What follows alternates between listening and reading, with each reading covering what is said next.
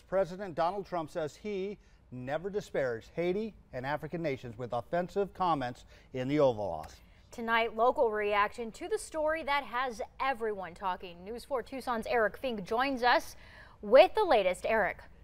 John, Angelique, Bernard Lagat is a world champion in track and field. He took to Twitter to denounce President Trump, but a Phoenix-based radio host who spent years on the airwaves here in Tucson defends the president's comments. Now, you probably heard the language, but we want to warn you, some of what you are about to hear may be offensive.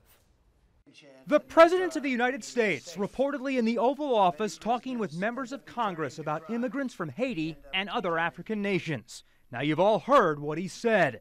Kenyan native Bernard Lagat is a world champion distance runner, an Olympic medalist, and for more than a decade, an American citizen and Tucsonan. The President of the United States coming out with those demeaning words about Africa. That to me was like really a punch in the gut. For me to feel like I'm a second-class citizen just because I come from these countries, that he looks down as the shithole countries. And I could not believe that it came from his mouth. Lagat tweeted, "I'm a proud son of the shining continent called Africa. My heritage is deeply rooted in my Kenyan roots. Africa is no Mr. Trump."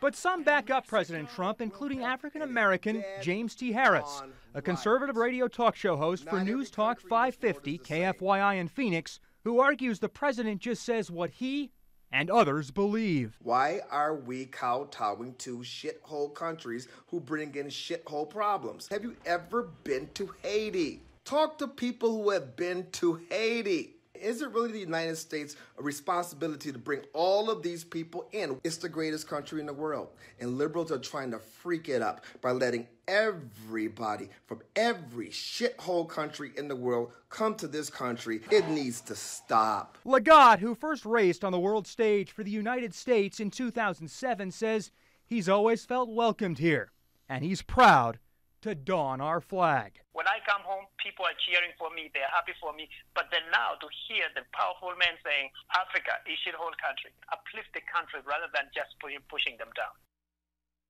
And this latest controversy surrounding President Trump comes on the 7-year anniversary of the magnitude 7 earthquake that hit just west of Haiti's capital, Port-au-Prince, killing more than 100,000 people.